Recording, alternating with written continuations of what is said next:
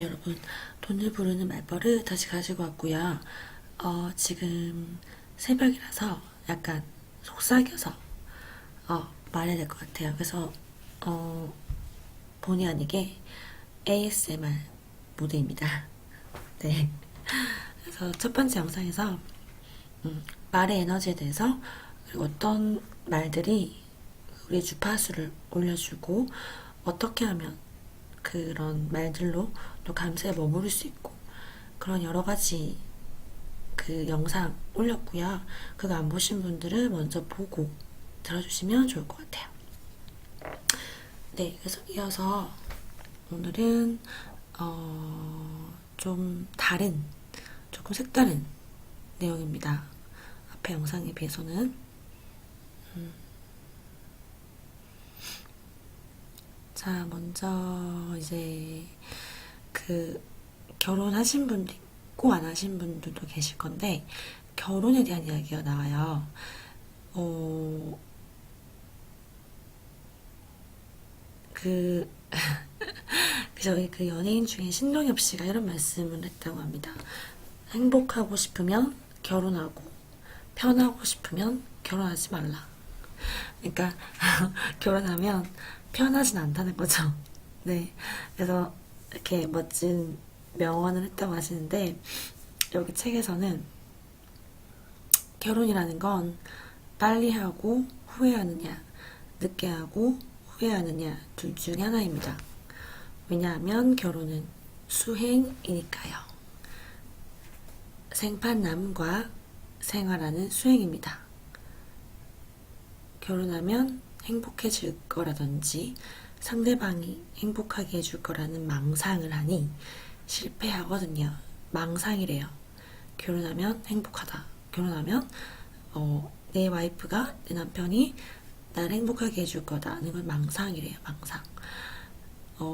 수혜는 그런 것까지 다 포함하는 것입니다. 제가 예전에 이런 비슷한 내용을 다른 책에서도 본 적이 있어요.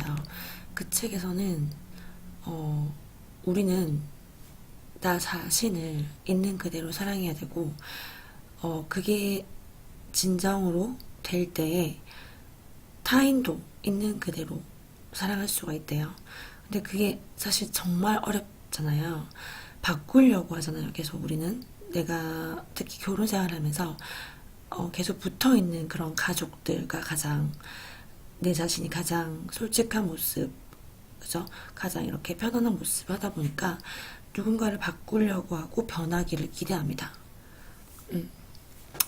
그런 과정에서 이제 트러블이나 싸움이 생기게 되는 거죠. 내가 정말 타인을 있는 그대로 그냥 사랑하고 인정해준다면 사실 싸울 일도 없겠죠.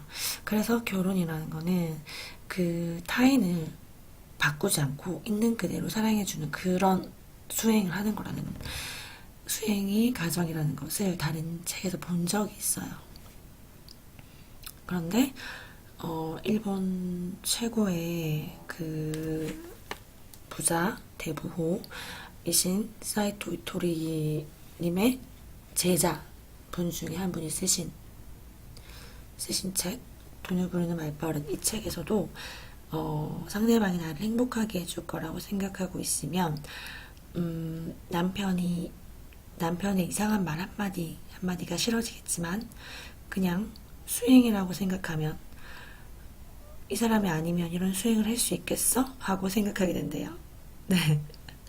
그리고 결혼하는 상대방은 이미 정해져 있다고 그렇게 말씀하시네요.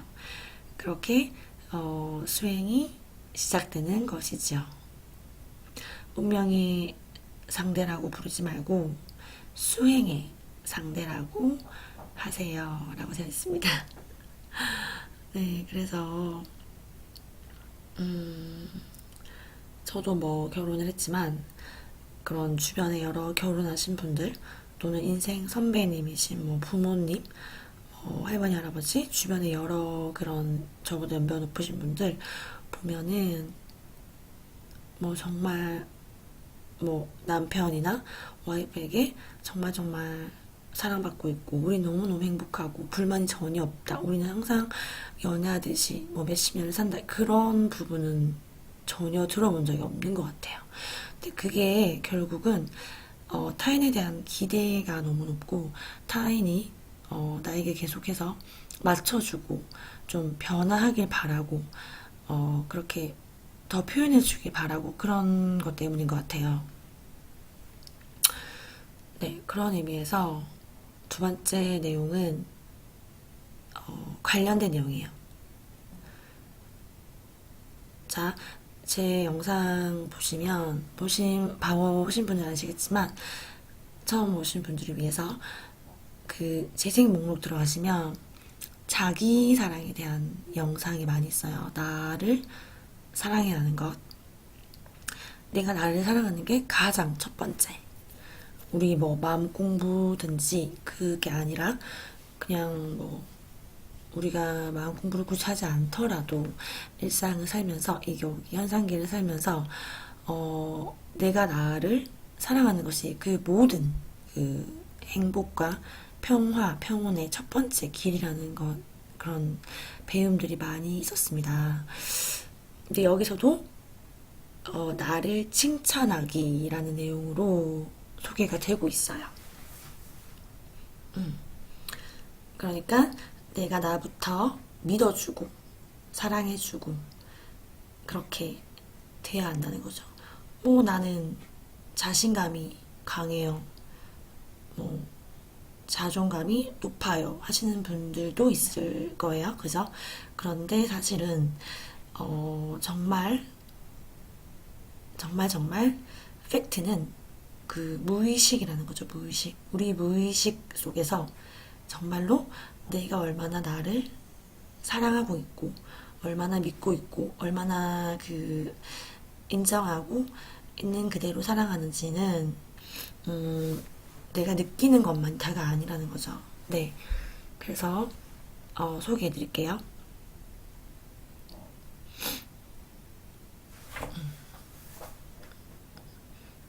자, 남의 칭찬을 기다릴 필요는 없습니다. 스스로를 매일 칭찬하면 자존감을 높이고 에너지를 충전할 수 있습니다. 우리는 이제 타인의 인정과 칭찬을 바라죠, 사실. 정말 그런 것에 행복해하죠. 그런데 그게 이제 결국은 근본적으로는 그 사랑받고 싶은 그런 욕구에서 비롯된 거잖아요. 그런데 내가 나를 진정으로 사랑하는 자기 사랑이 된다면 그런 타인의 칭찬이나 인정을 사실 바라지 않는다고 합니다. 정말 중요한 포인트죠. 네. 잘 못 들으신 분은 대감기. 네. 꼭 하셔서 들어와 보셨으면 좋겠어요. 내가 나를 사랑하면 타인의 칭찬, 인정, 존경을 등을 바라지 않습니다. 두 번째, 말버릇은 힘이 들 때 나를 지탱해줍니다. 몸이 안 좋을 때, 또는 장래가 불안할 때, 미래가 불안할 때, 뭐 걱정이 된다든지 생각이 많고, 그러니까 즉 우리가 지금 이 순간 현존하지 못하는 거죠. 현재에 머무르지 못하고 계속 불안하거나 뭐 과거에 집착해서 후회하거나 원망하거나 자책하거나 계속 뭐 쓸데없는 잡념에 사로잡혀 있거나 내가 생각의 주인이 되지 못하고 생각이 내 주인이 됐을 때 그때는 계속 말로써 우리가 그것을 내 자신이 지탱할 수가 있다는 거죠. 그러면 그 에너지가 힘으로 바뀌게 됩니다. 그래서 여기를 읽었을 때 저는 확언의 중요성이라고 생각이 됐어요. 그러니까 우리가 왜 계속해서 그 감사와 사랑의 말을 계속해서 하다 보면 확언하다 보면 뭐 이제 뭐 감사합니다. 뭐 우리가 왜 호흡호노폰을 하다든지 아니면 그런 일상에 감사하기를 습관했을 때 그런 잡념들이 사라지죠. 사실은 지금 이렇게 제가 많은 사람들과 소통할 수 있어서 감사합니다. 지금 이렇게 컴퓨터라는 이런 노트북이라는 매체, 책이라는 매체, 휴대폰이라는 매체, 이런 매체들로 더 편안하게 생활할 수 있어서 감사합니다. 그리고 모든 그런 생명의 원천인 물 한 잔, 지금 제 앞에 있는 물 한 잔, 그런 의미에서 한 모금 마셨어요. 네. 물이 있어서 정말 감사합니다. 물은 뭐 모든 생명의 원천입니다. 이렇게 계속해서 뭐 감사의 말, 사랑의 말을 계속 확언이나 뭐 그런 어떤 긍정의 말을 계속 뱉는 거예요. 그러면 동시에 잡념이 피어오를 수는 없죠. 그죠?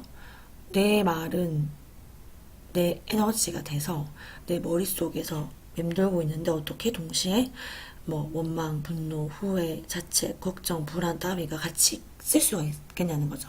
그죠? 그래서 내가 힘들 때 말버릇으로 나를 지탱하라 라고 나오네요. 세 번째로는 잘 못하는 일, 자신이 없는 일에 직면했을 때에는 자신에게 괜찮아 라고 외치고 상대방에게는 진취적인 말을 해봅시다. 좀 자신감이 떨어지거나 자존감이 떨어지거나 내가 좀 이런 건 약한데 하는 부분들이 누구나 있죠. 저는 참고로 정말 이과 쪽은 정말 제 취향이 아니라서 저는 언어나 사람을 대하는 쪽을 좋아하거든요. 완전 좀 문과 체질이라고 하죠. 그러니까 수학이나 뭐 물리 이런 거 제일 싫었었어요. 그래서 자신이 잘 못하는 일에 있어서 이렇게 뭔가 주눅이 들거나 그럴 때 괜찮아, 괜찮아 라고 나를 계속해서 다독여주고 상대방에게는 진취적인 말을 하래요. 그러면 그 에너지가 어떤 말의 에너지가 나를 정말로 북돋아 주는 거죠. 북돋아 주고 또 아까 말씀드린 것처럼 잡념을 없애주고 다른 사람에게는 어떤 또 그런 진취적인 에너지가 전달이 된다는 거죠. 네, 마지막으로 가장 인상 깊었던 말씀인데요. 용기는 아무도 빌려주지 않습니다. 용기는 아무도 빌려주지 않는데요. 스스로 용기라고 말하며 조금씩 용기를 내는 습관을 들입시다.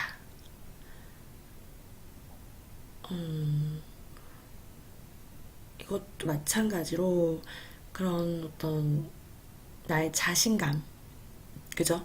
자기 사랑 이런 게 좀 부족하면 용기가 떨어지는 느낌이 들죠.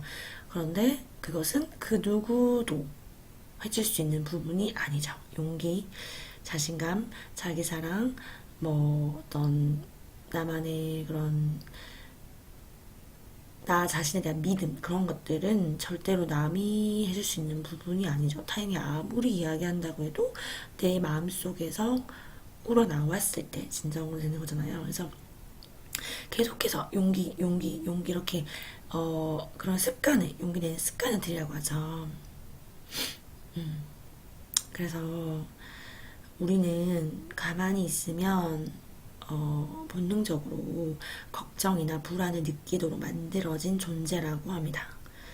그 걱정이나 불안은 그런 우리가 어떤 그런 시간의 어떤 조금 깊은 얘기인데요. 시간의 환상이라는 내용이 많잖아요. 시간하는 이야기라든지 뭐 그런 좀 영성책들에 보면은 사실은 시간은 그런 우리가 지금 이 순간밖에 존재하지 않는데 우리는 과거나 미래에 대한 시간에 환상에 사로잡혀 있다. 그런 3차원적인 것을 보지 못하기 때문에 그런 특성상 그 걱정과 불안은 생존을 위해서 필요한 방어 본능이었고요. 그런 것이 이제 우리가 여기 그 물질계를 살면서 지극히 정상적인 반응이라고.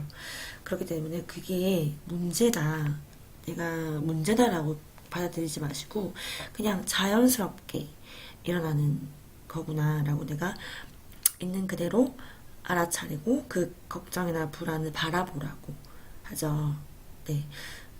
바라보면 자연스럽게 그런 부정적인 감정들도 자연스럽게 흘러가기 마련이죠. 그래서 걱정의 반대는 믿는다죠. 계속해서 뭐뭐 할까봐 걱정이야, 뭐뭐 할까봐 걱정이야, 뭐뭐 앞으로 뭐가 걱정이야, 아 정말 어떡하지, 이렇게 하는 그런 막연한 걱정이 떠오른다는 것은 스스로를 믿지 못한다는 뜻이기 때문에, 자신감이 없다면 스스로에게 이렇게 말해주도록 합시다. 뭐뭐라면 분명 괜찮아. 뭐뭐를 진심으로 믿어. 네. 그래서 오늘 여기까지 하고요.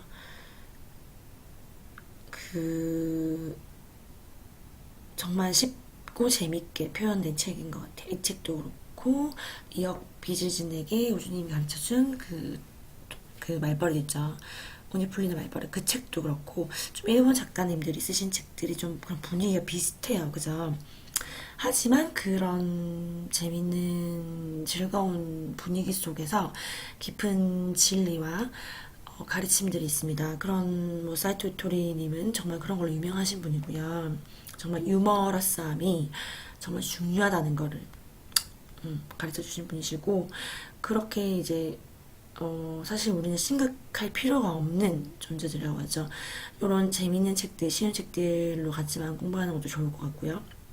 그리고 그 어떤 그 위대한 성각자 분들이나 정말 성공하신 분들의 책들을 봐도 다 결국은 같은 말씀을 하고 계시죠. 네, 그래서 그런 일맥상통하는 진리를 같이 배우고 같이 의식을 함께 성장할 수 있는 것이 저의 영상의 목표, 가장 큰 지향점입니다. 네, 그래서 필요하신 분들께 많이 공유해 주시고요. 지금 이 순간에 계속해서 집중하시면서 마음을, 생각을 비우고 늘 그 내면의 고요함으로 평화롭고 행복하시기를 늘 바라겠습니다. 네, 감사합니다.